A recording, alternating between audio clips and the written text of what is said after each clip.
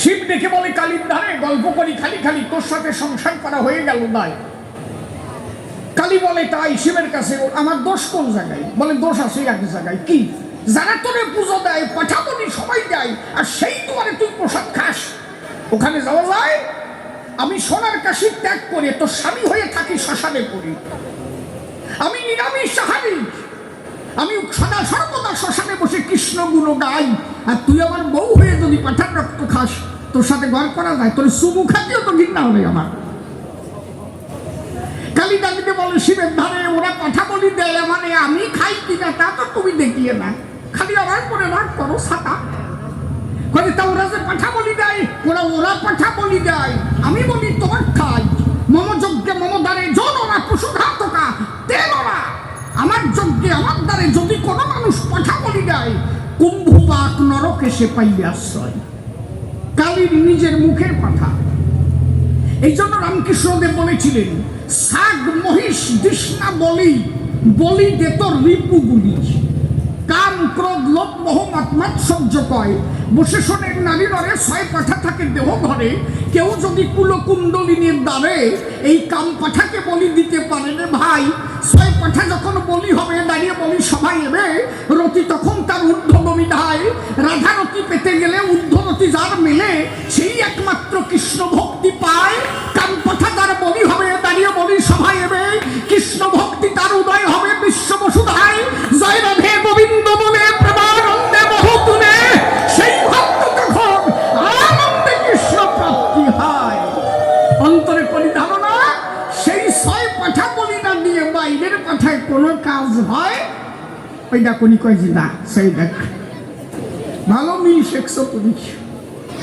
তাহলে অন্তরে করি ধারণা, বসে শোনেন সুধীজনা, মাকে আমি ভালোবাসি না তা না, কিন্তু তোমার মন্দিরে যেভাবে পুজো হয় সেই পূজা কালী গ্রহণ করে না। তাহলে কালী পূজা দিতে গেলে বসে শোনেন জ্ঞানী দলে যে স্তরে পূজা মিলে, আমাদের তো তা নাই। পঞ্চম আকারে পূজা হয়, মশব্দে মুদ্রা, মশব্দে মৈথুন, মশব্দে মাংস, মশব্দে মৎস্য, আর মৎস্যব্দে মধুর মিলন পাই যারে মদ বলে দেয় পরিচয়। বসে শোনেন নারী নরে মৎস্য বলে কারে, দুটো মৎস্য থাকে দেহ করে যারে শ্বাস প্রশ্বাস কয়। এই মৎস্য ২১,৬২০ বারে যাওয়া আসাই ঘরে করে।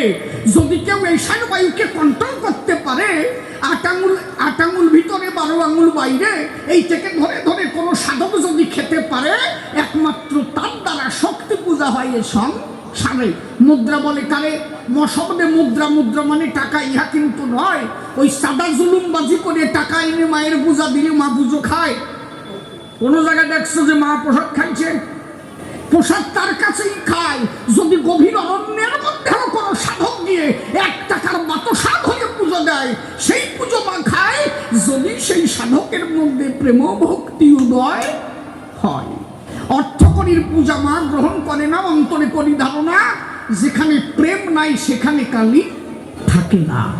তাহলে সেই পূজা কার হয়? মুদ্রা মানে কি? মুদ্রা মানে টাকা নয়, মুদ্রা মানে হচ্ছে ব্যায়াম চর্চা। সাধক তার ব্যায়াম চর্চার দ্বারাই এই দেহখানা ঠিক রাখে, দাঁড়িয়ে বলি সভা পাকে। যদি কারো পিতৃসত্তা অনায়াসে ঝরে পড়ে যায়, তাকে পেতে গেলে, ঈশ্বরকে পেতে গেলে আগে জীবে দয়া চাই। বলছে না জীবে দয়া করে যেই জন সেই সেবিত ঈশ্বর। কোন জীব? জীব আছে তোমার দেহ ঘরে, যে জীব একবার গেলে নারীর ধারে, একবারে ৪ থেকে ৫ কোটি শুক্রকীট ধ্বংস হয়ে যায়। একবারে যদি কোনো পুরুষ নারীর কাছে যায়, যতটুক পিতৃসত্তা পুরুষ নারীর কাছে দেয়, ওর মধ্যে ৫ থেকে ৬ কোটি ছেলে মেয়ে থাকে। একবারে কোনো পুরুষ নারীর কাছে গেলে, নারী যদি সন্তান ধারণ করার অত ক্ষমতা থাকতো, একবারে একটা নারী ৪ থেকে ৫ কোটি সন্তান জন্ম দিত। ভাবতে পারেন? একটা পুরুষ যতটুক পিতৃসত্তা দেয়, ওর মধ্যে ৪ থেকে ৫ কোটি সন্তান থাকে। এই জীবকে দয়া করে, পিতৃসত্তা জীব আছে দেহ ঘরে, যেও না কোনো নারীর ধারে। এইবার এই পিতৃসত্তাকে ধরতে গেলে ধরতে হবে ব্যায়াম চর্চার দ্বারাই। অনেকে রাত্রে বেলাও বেরিয়ে যায় কিনা? যার সাধন বজন নাই, দেহ ঠিক নাই, ওই সত্তাকে ধরতে গেলে সাধন বজন চাই। হ্যাঁ, অনেকে রাত্রিবেলা খালি খালি ক্ষয় হয়ে যায়। এই জন্য মহাপ্রভু বলেছিলেন, দারু নারী হরে জৈসে মণিরূপী মন। একটা কাঠ নিমৃত নারী তাই দর্শন করতে নাই, যত সময় সে ভজন মার্গে পরিপূর্ণ না হয়।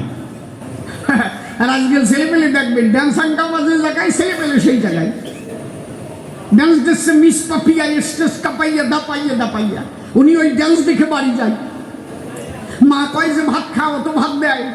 মা তো জানে না ছেলে আসলো কোন জায়গায়।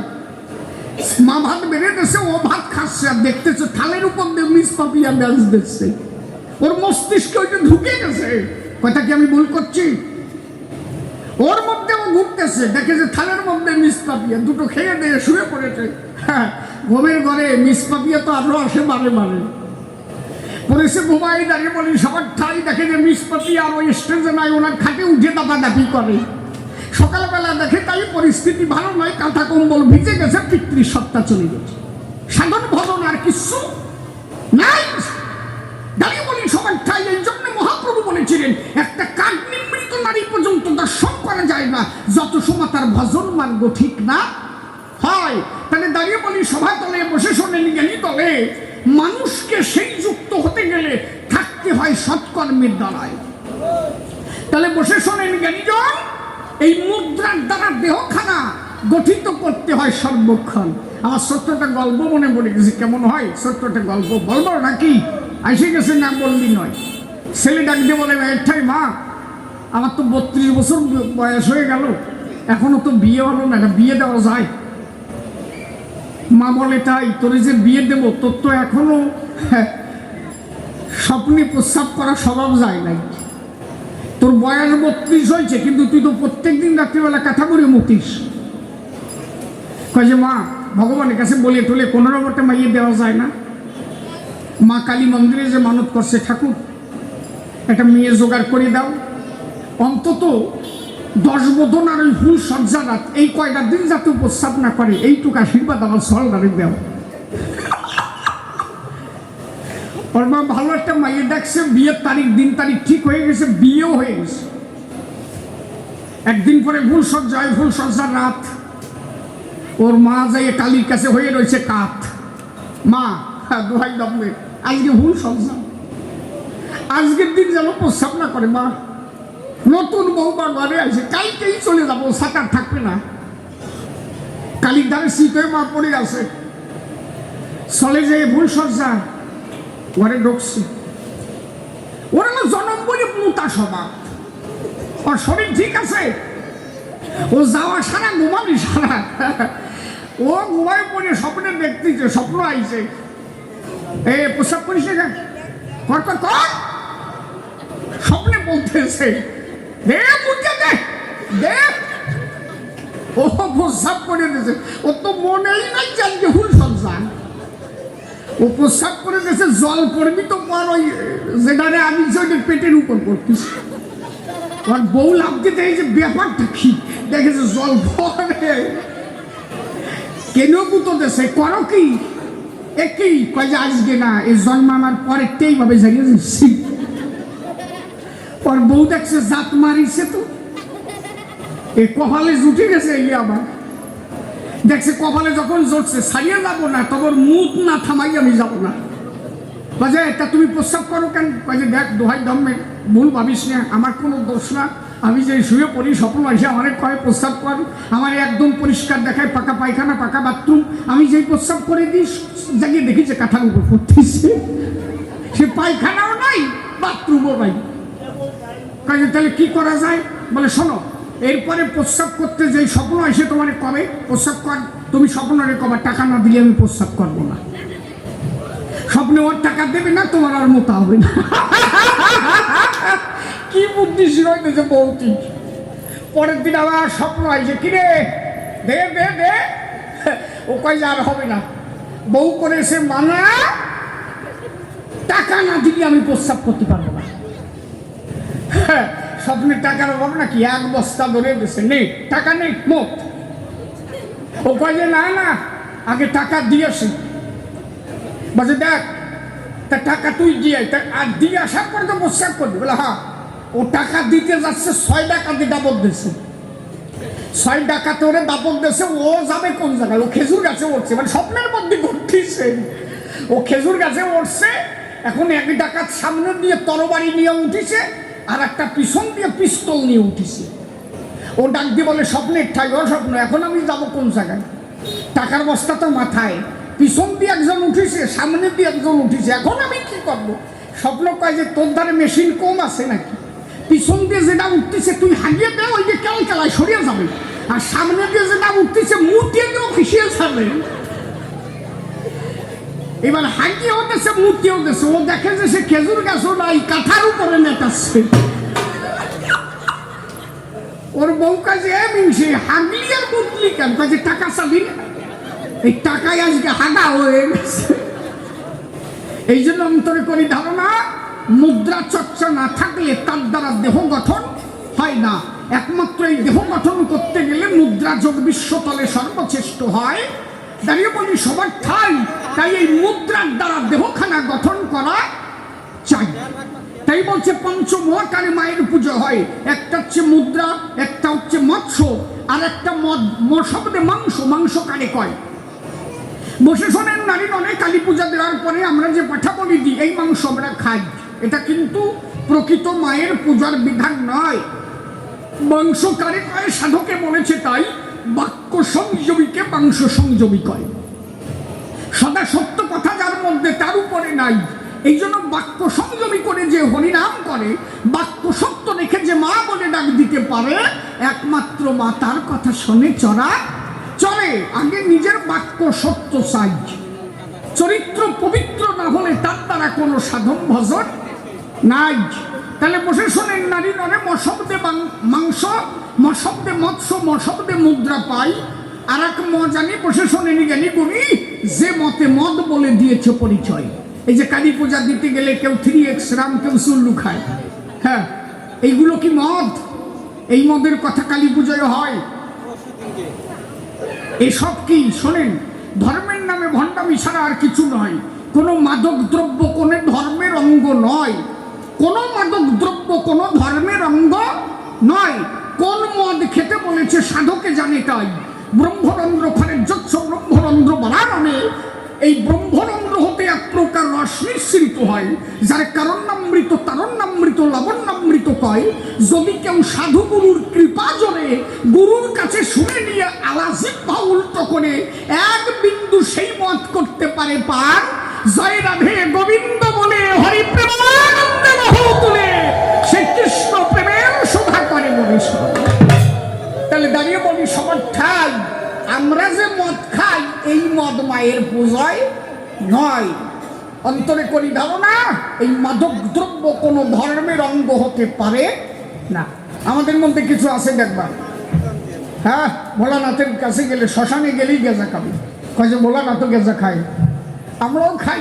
আর বাবা, খাইয়ে খাইয়ে ভাষা তালে রাখির মতো বানায় বেলাইছে। কয়ে যে ভোলানাথ গেজা খাইছে, আমরা বাবার ভক্ত। ভরে ভোলানাথ তো আরো কতটা করছে, তা করে দেখাও। ভোলানাথ গাঁজা খাইছে। ভোলানাথ সিদ্ধির দেশের মানুষ। সিদ্ধি কারে কয়? স্থূল প্রবর্তক, সাধক সিদ্ধি। স্থূলে মূল তাল ঠিক রেখে প্রবর্তে নাম লওনে শিখে, সাধনে সাধকে তালে এই তোলে ডাকার বিধান। সিদ্ধে গিয়ে মাতাল দিয়ে যাওরে মত্ত মাতাল হয়ে, প্রেম সাগরে জোয়ার দিয়ে করহরি নাম অমৃত পান। সিদ্ধের দেশে গিয়ে মানুষ মাতাল হয়, সেই মাতাল না হলে তার কৃষ্ণ প্রাপ্তি নয়। আর এরা ভাবে যে সিদ্ধি মানে গেলা। যেদিন ভোলানাথ সমুদ্র মন্থন করিল, সেই সমুদ্র মন্থনে বিষ উঠেছিল। বিষ খেয়ে ভোলানাথ শীত হয়ে পড়ে, আদ্যা শক্তি এসে বুকের স্তন দিল তারে। সঙ্গে সঙ্গে ভোলানাথ বাঁচিয়া উঠিল, বিষ সেই জল হয়ে গেল। বিষ জল হলো কিভাবে? আদ্যাশক্তি মহামায়ার স্তন সুদা গ্রহণ করে বিষ জল হয়ে গেল। তা ভোলানাথ গাঁজা খাইয়ে তোমরাও গাঁজা খাও, ভোলানাথ তো বিষ খাইছে, তোমরাও খাও। তারপরে যার যার স্ত্রীটা খাও, দেহ দিয়ে জল হয় কিনা, শীত হয়ে পড়বেন না, রানাঘাট হাসপাতাল ভর্তি হয়ে যাবেন। এই জন্য সব ছাড়ো। মূল বস্তুটাকে বোঝার চেষ্টা করে। স্থূল প্রবর্তক, সাধক, সিদ্ধি। ভোলানাথ শ্মশানে থাকতেন সিদ্ধির দেশে, ধ্যানের ঘরে, সদা সর্বদা হরিনামের ঘরে। অশ্বিনী ঘোষের একটা গান আছে, এখানে মতুয়ারা আছে কি নাই? না, অশ্বিনী ঘোষের একটা গান আছে, শুনে রাখি। হরি বল বল রে আগে বল,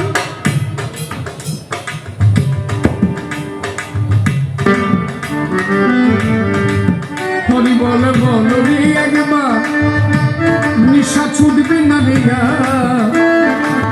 নামামৃত পান করিলে পাবি কি বাহার। হরি বল রে নিশা ছুটবে না রে গা, নামামৃত পান করিলে পাবি কি বাহার।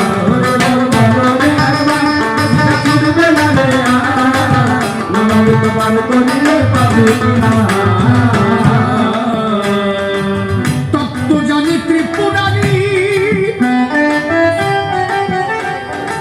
একটু জোর করে বাজাতে বলিনি। তত্ত্ব জানি ত্রিপুরারি, পঞ্চমুখে বলে হরি। তত্ত্ব জানি ত্রিপুরারি, পঞ্চমুখে বলে হরি। ত্রিপুরারি মানে ভোলানাথের এক নাম ত্রিপুরারি। কেউ তাকে পঞ্চানন বলে, পঞ্চায়ন, তাই তাকে বলা হয় পঞ্চানন, যার 5টা মুখ। পঞ্চানন, কেউ তাকে ত্রিপদী বলে, ত্রিপুরারি বলে, কেউ তাকে ভোলানাথ বলে। তত্ত্ব জানি ত্রিপুরারি, পঞ্চমুখে বলে হরি। তত্ত্ব জানি ত্রিপুরারি, পঞ্চমুখে বলে হরি। দেখ দেখ সোনার কাশি ত্যায্য করি, সোনার কাশি ত্যায্য করি, পাগল দিগম্ব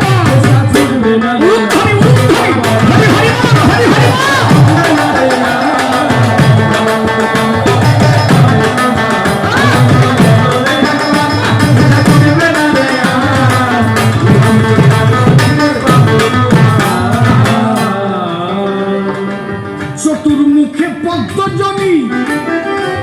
এই পদ্মজনী মানে ব্রহ্মা, ব্রহ্মাকে বলা হয় পদ্মজনী। চতুর্মুখে পদ্মজনী, হরি হরি বলে দিন রাজনী।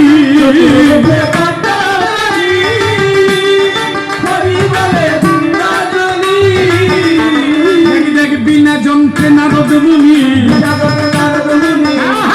যন্ত্রে নারদ মুনি জপে হরি বল।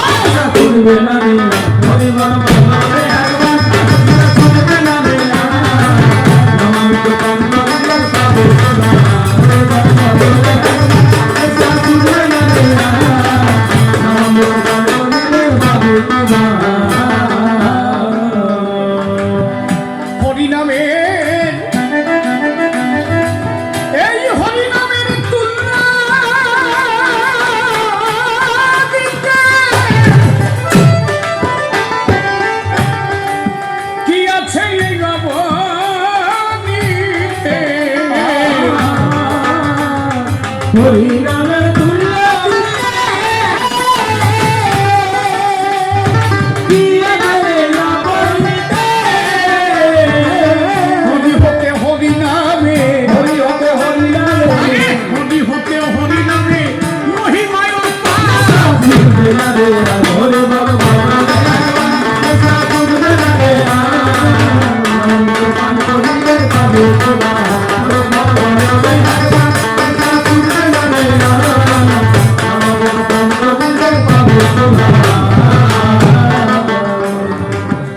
এই হরিনাম,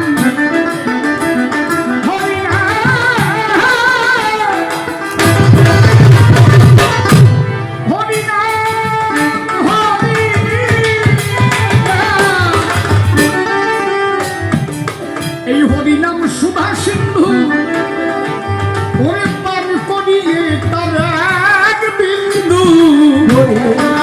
সুধা সিন্ধু, পার করিলে তার এক বিন্দু। মনে মনে আসে ভব সিন্ধু, ভব সিন্ধু, আরে মনে আসে ভব সিন্ধু, হয়ে যাবি পার। হরি বল বল রে,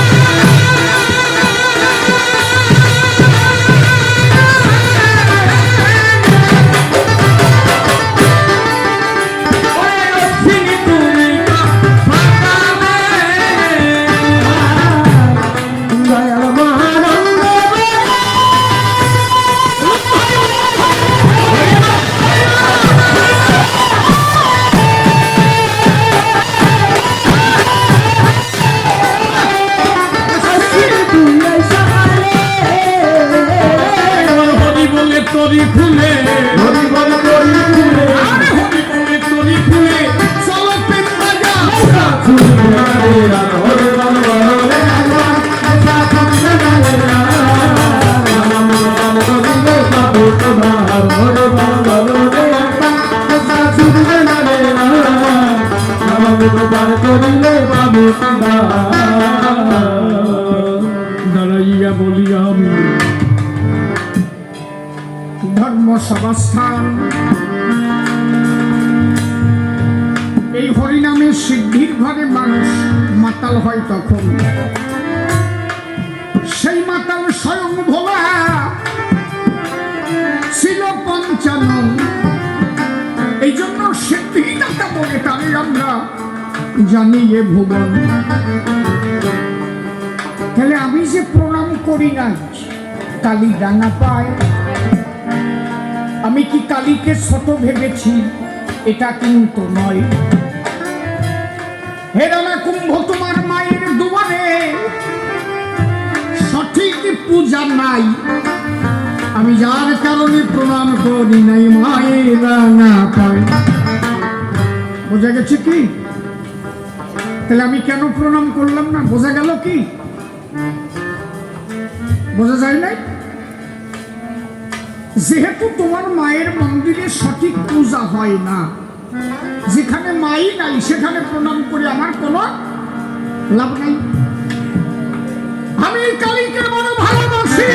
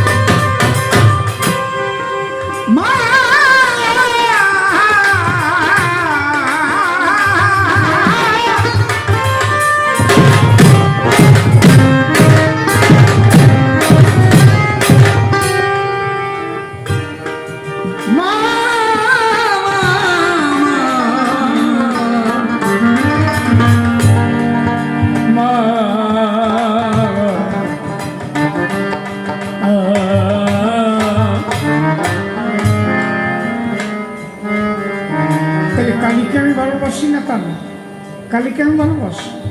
আমি জানি রাধারানী কৃষ্ণ পেয়েছিলেন কালীর আশীর্বাদ। রাধা 1 মাস পর্যন্ত কৃষ্ণ ব্রত পালন করেছিলেন, যাকে বলা হয় কাত্যায়নী ব্রত। যমুনা পুলিনে রাধারানী কাত্যায়নী ব্রত করেছিলেন 1 মাস।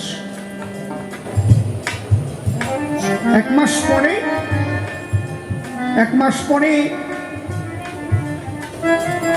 কালী সম্মুখে এসে দাঁড়ালো। রাধারানীর কাছে বললো, তুমি কি চাও? রাধারানী বললেন, কৃষ্ণ পতি দেহি, আমি কৃষ্ণকে পতি রূপে পেতে চাই। কার ব্রত করেছিলেন?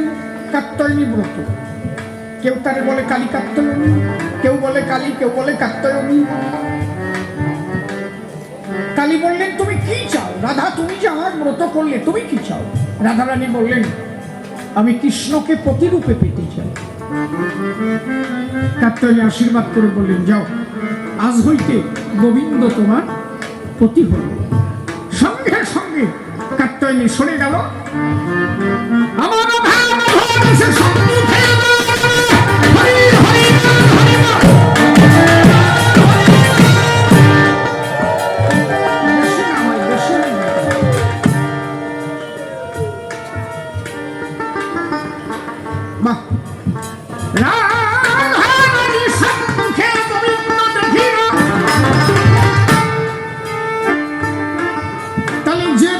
কৃষ্ণকে পেল, কাত্যায়নী ব্রত করে, আমি কেন ব্যথা দেব সেই কালীর ধারে?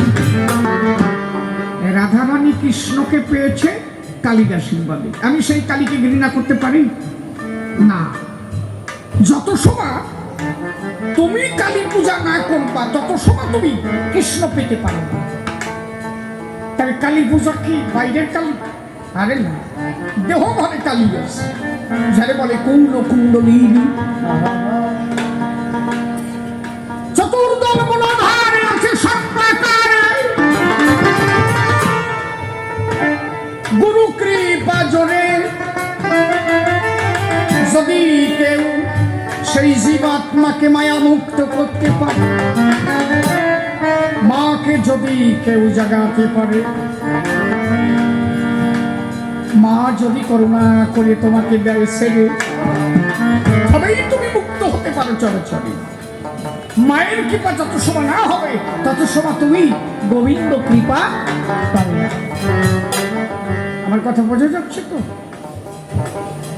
তাহলে মা আগে, কালী পথ দেখায় দেয় কোন পথে গেলে তুমি কৃষ্ণকে পাবে।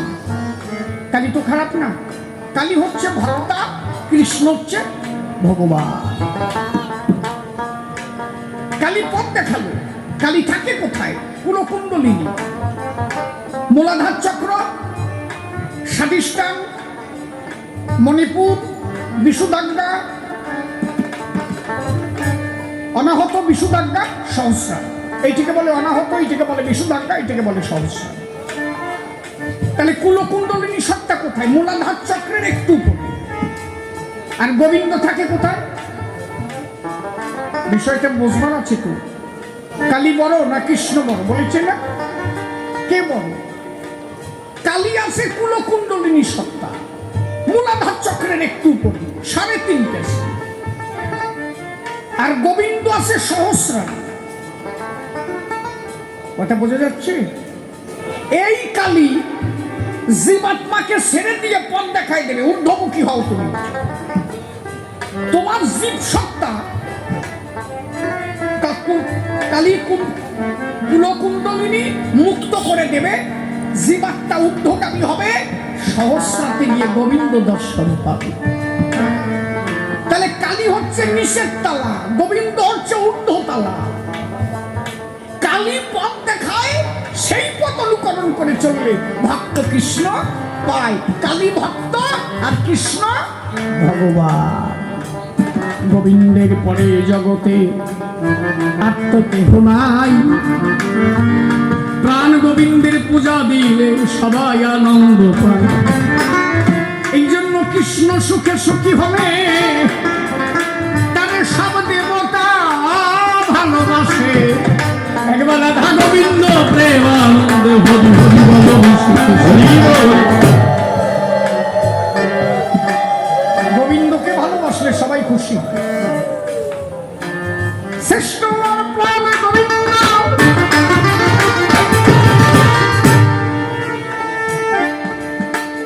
তাহলে চিন্তা করেন না বিমানে হরে ধর্ম সমাস্থান। কালী আমার ভক্ত হয়ে দেখায় কৃষ্ণই প্রধান। বলে আমায় ছেড়ে কেন যাবে বৃন্দাবন? বলো দেখি মোরে, সংসারে বসেই পেতে পারি প্রাণের গোবিন্দের। হ্যাঁ, পাওয়া যায় তো। কে বলেছে পাওয়া যায়? সংসারে বসেই গোবিন্দকে পাওয়া যায়, কিন্তু তোমার মতো আদারিয়ে স্বামী নিয়ে পাওয়া যায় না।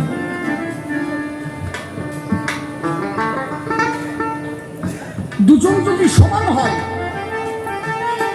দুজনে যদি কৃষ্ণমুখী হয়, সংসারে বসেই তাকে পাওয়া যায়।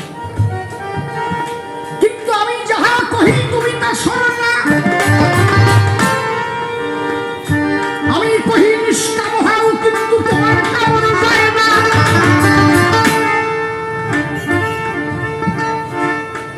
আমাকে যেদিন তুমি বিয়ে করতে গেলে,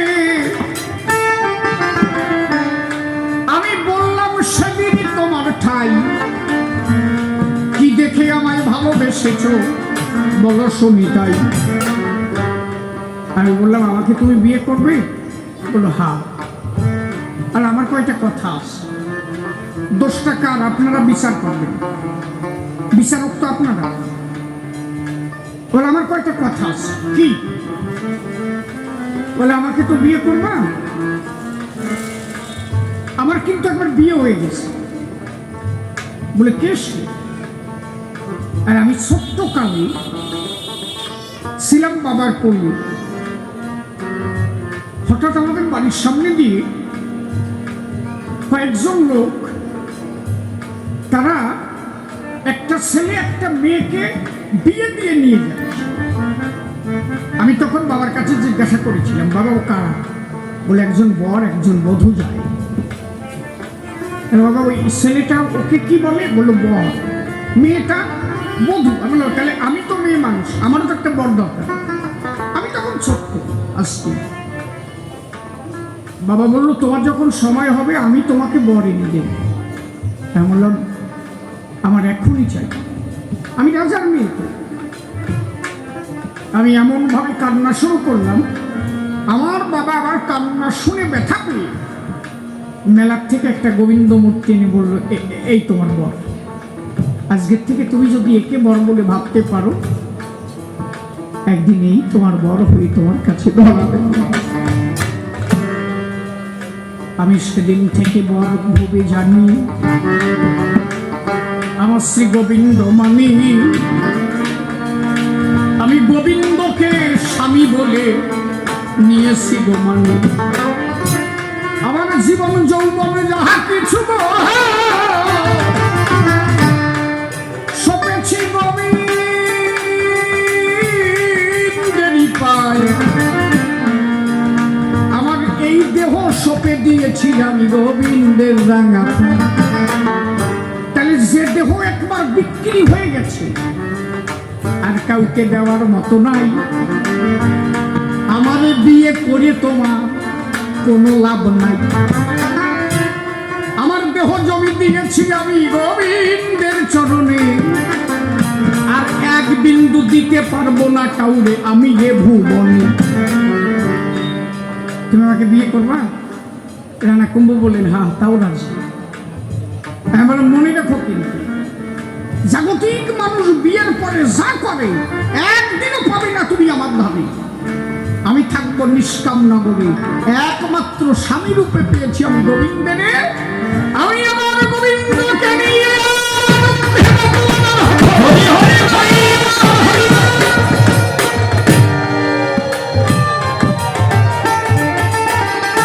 তখন আমার কথায় রানা কুম্ভ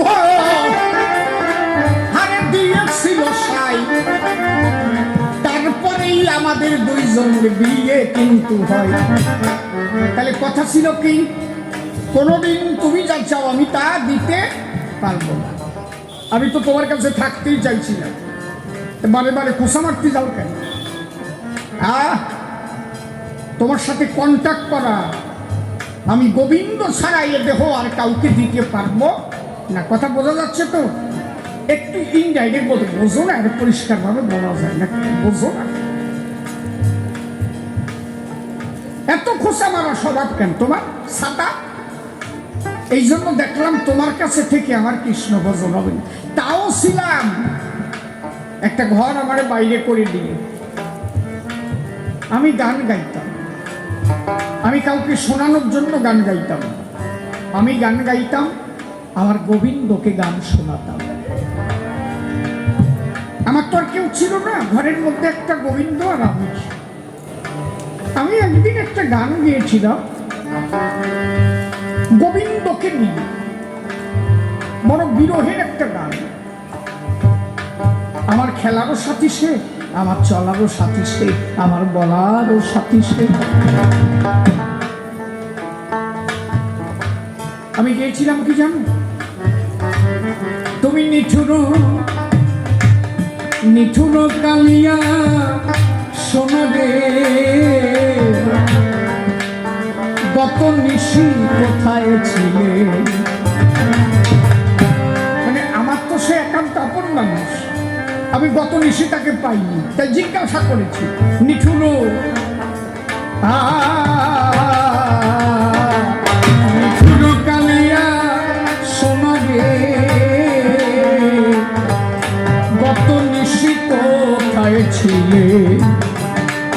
আর নিধুর কালিয়া শোনে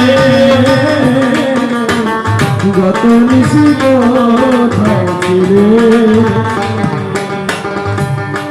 নিশিদি বাজাকি পথ চেয়ে থাকি নিশিদি বাজাকি পথ চেয়ে থাকি নিশিদি বাজাকি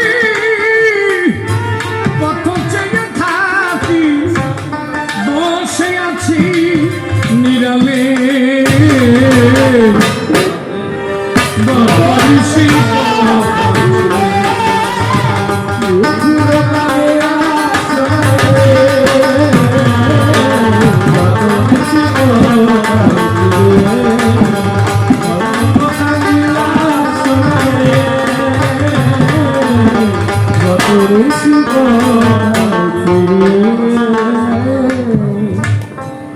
আসি বলে শ্যাম তুমি আসি বলে শ্যাম তুমি কথা দিয়েছিলে রজনী বাজারে লাইনে ফিরিয়ে আসি বলে শ্যাম তুমি কথা দিয়েছিলে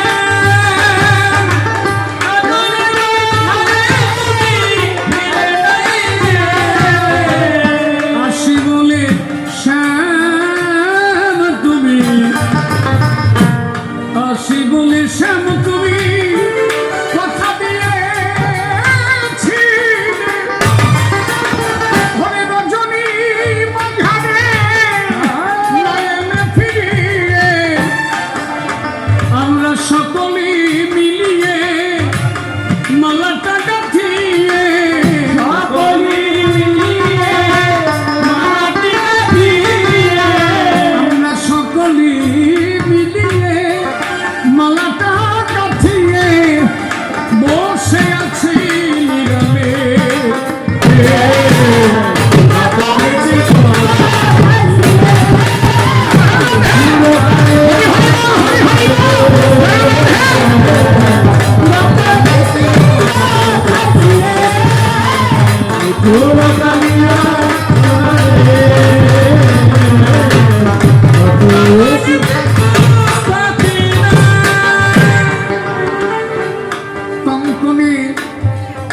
কঙ্কনের দাগ তোমার কঙ্কনের দাগ তোমার কঙ্কনের দাগ কঙ্কনের দাগ তোমার অঙ্গেতে লেগেছে কন্যার হার তোমার গলেতে তুলেছে কঙ্কনের দাগ তোমার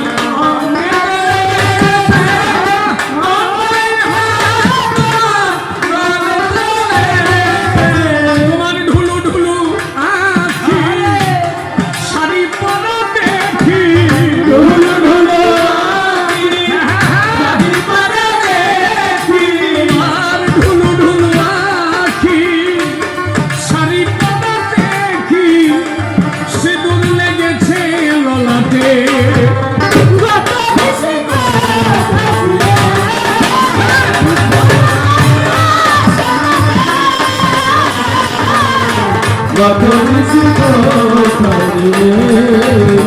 গত নিশি কোথায় ছিলে এমন এমন নিদারুণ নিষ্ঠুর শ্যাম আমি তোমার লাগিয়া সবই খুবালাম এমন নিদারুণ নিষ্ঠুর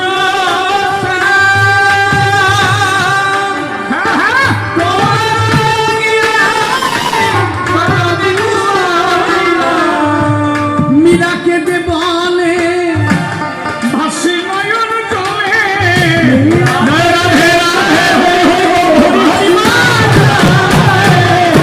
মীরাকে দে বলে ভাসি নয়ন জলে মীরাকে দে বলে ভাসি নয়ন জলে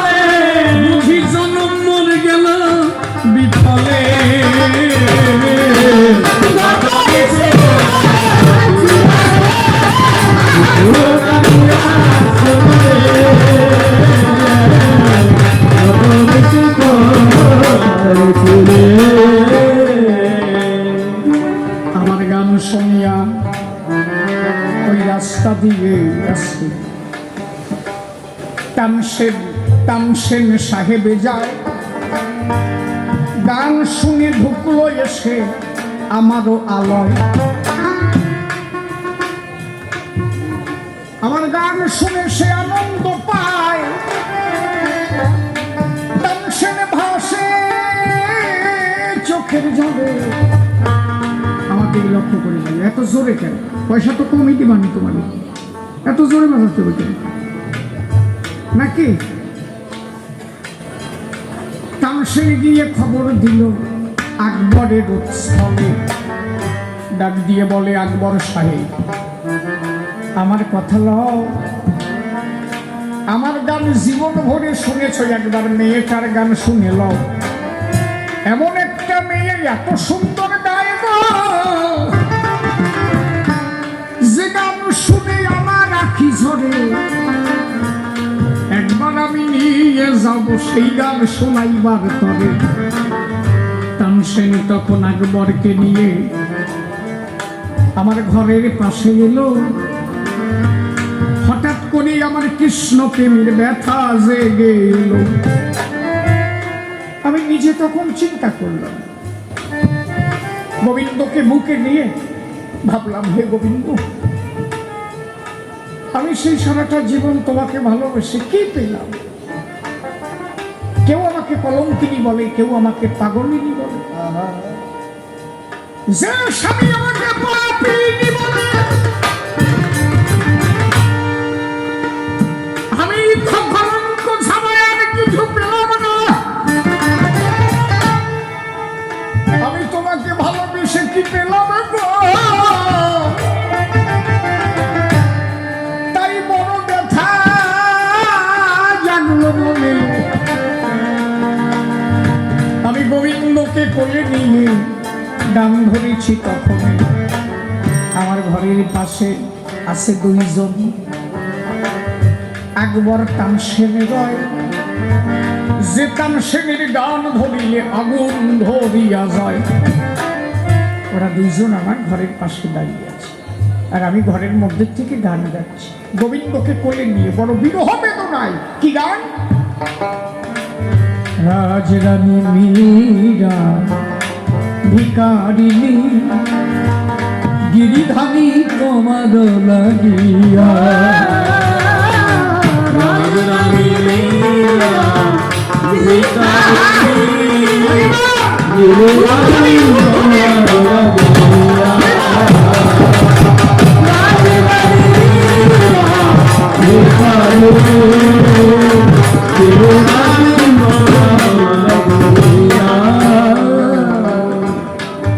লোকে বলে মীরা পাগলিনী, রানা বলে মীরা কুল কলঙ্কিনী।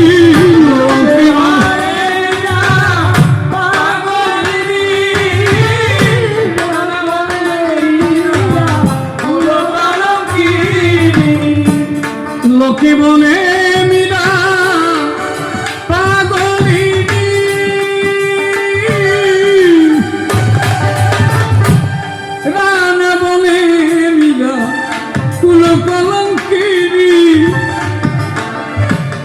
মীরা কাঁদে তোমার লাগিয়া, মীরা তোমার লাগিয়া, রাজরানী মীরা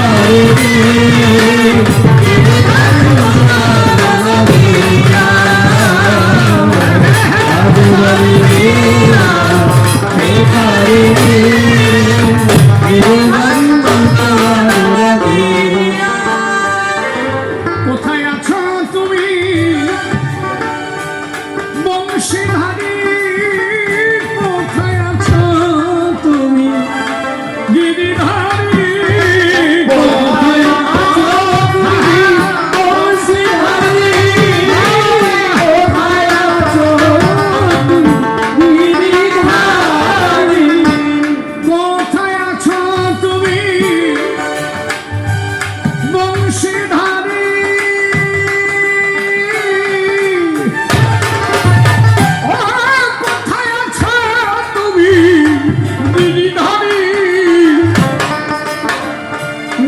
আছে আশা পথ চয়রো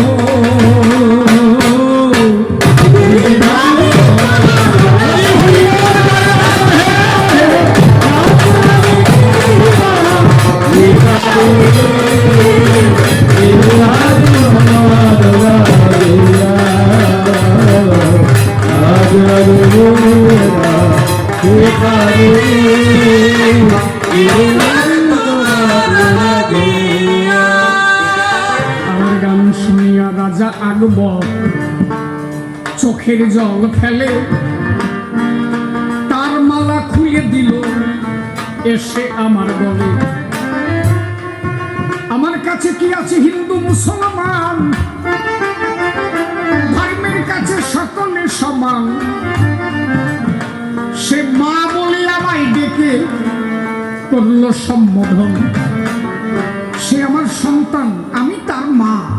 আমার গলে মালা দিল, কিন্তু আমার স্বামী খবর পেয়ে প্রধান্বিত হলো। ভাবলো মুসলমানের স্বামীর সাথে পীড়িত, আমার স্ত্রী করে একটা হাত কামান দিয়ে ঘর আমার দিয়েছে উড়াইয়ে ধরে।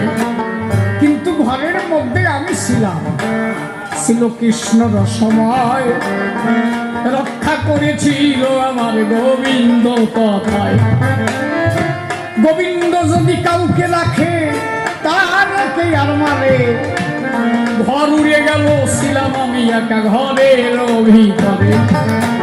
তবুও পুরা কপাইয়ে স্বামী বোঝে না আমি তার আরাধনা করি। গোবিন্দ রাখলে থাকতে পারে এই জগত। তাই ভাবলাম যেখানে মনের সন্দেহ, যার কোনো বিশ্বাস নাই, আর তার সাথে ঘর করে আমার কোনো দরকার নাই। তাই জয় রাধে গোবিন্দ বলে আমি মধুর বৃন্দাবনে যাব, যেখানে গিয়ে একাকিত্ব আমি প্রাণ গোবিন্দ পাবো। তাই তো তোমায় ছেড়ে যাচ্ছি আমি মধুর বৃন্দাবন। একবারে প্রেমানন্দে হরি হরি বল। এই জন্য আমি তোমার কাছে পড়ে গেলাম মারা। তোমারও সাথে আর থাকা হবে না। শোনো শোনো মীরাবাই, শোনো শোনো মীরাবাই, শোনো শোনো মীরাবাই, শোনো শোনো মীরাবাই, হে শোনো না আমার কুম্ভ গোসাই। আমি তোমার মীরাবাই, আমি তোমার মীরাবাই। তুমি আমার স্বামী, আমায় তুমি কিন্তু মানি।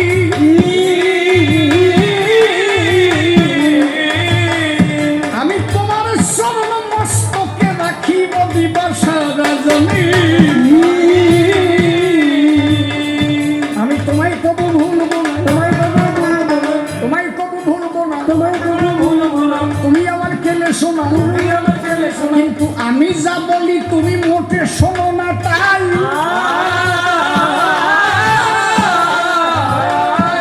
আমি যার কারণে তোমায় ছেড়ে যাচ্ছি মধুর ব্রজালয়।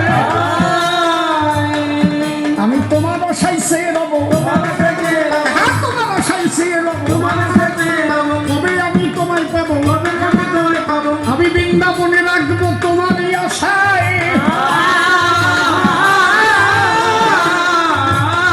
তুমি কৃপা করে এসো স্বামী প্রাণের কাদায়।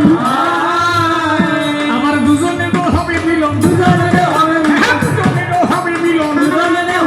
আমি ভুলবো না তোমায় কখন, সেদিনও তোমার কাছে আমি রব। সেদিন দুজনে মিলিয়া বৃন্দাবনে কৃষ্ণ ভজন করিব। এই জন্য ভুল বুঝো না মনে, তুমি ভুল বুঝো না মনে। আমি থাকবো তোমার অপেক্ষা করে। তুমি নিজ বলে কিবা করে এসো আমার স্বামী। কিন্তু বর্তমানে অবিশ্বাসী আমি তোমার কাছে হলাম বেদামি। তুমি আমায় বিশ্বাস করো না, বিশ্বাস না করলে সেটাই ভালো হয় না। স্বামী স্ত্রীর সন্দেহ থাকলে ধর্ম পূজা হবে না।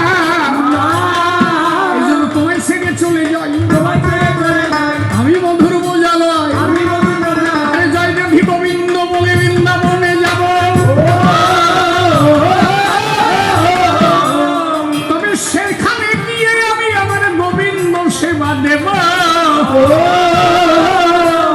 সেদিন গোবিন্দ বিনে আমার কেউ নাই গোবিন্দ বিনে আমার কেউ নাই ওই ব্রজের ধুলি নাচিব গায়ে গোবিন্দ বিনে আমার কেউ নাই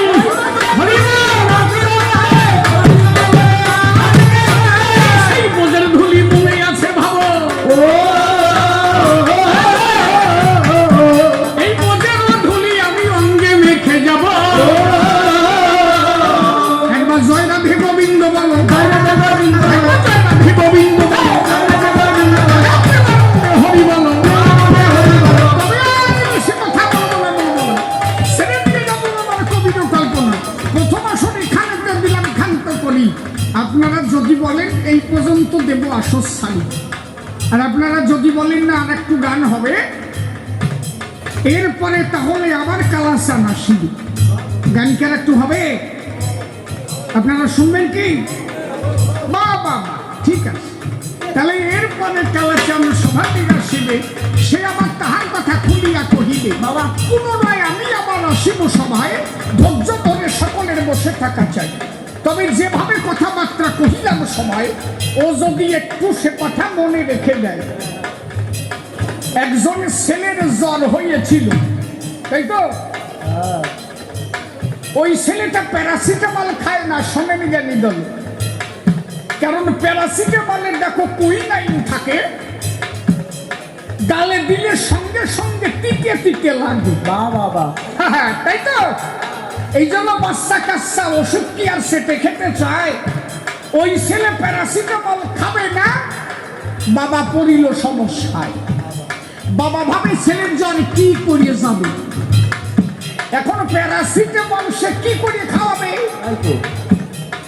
বাবা মনে মনে তখন করিল চিন্তন একটা মিষ্টির দোকান থেকে একটা মিষ্টি করিয়া নয় ওই মিষ্টির ভিতরে ওষুধ ঢুকাবো ওরে মিষ্টির কথা করে ওষুধ খাওয়াবো বাবা ভালো হ্যাঁ দেখছো কায়দা একটা মিষ্টির দোকান থেকে মিষ্টি আনিল কালো জাম মিষ্টি কিনিয়া আনিল ওর মধ্যে প্যারাসিটামল ঢুকাইয়ে দিল ছেলেরে ডাক দিয়ে বলে খোকা আমার কথা নিবি এই একটা মিষ্টি তুই আনন্দে খাবি ছেলে ভালো আনন্দে মিষ্টি খায় বাবা ভাবে জ্বর এবার সেরে যাবে রে ভাই বাবা আরে ওর মধ্যে মাল আমি ঢুকাইয়া দিয়েছি হ্যাঁ এখন বাবা চারি পাশে করে না চা নাসি বাবা জ্বর সেরে সেরে যাবে মিথ্যা কথা নয় কারণ মিষ্টির মধ্যে প্যারাসিটামল ওর ক্রিয়া শুরু করে দেয় বিকাল হয়ে গেল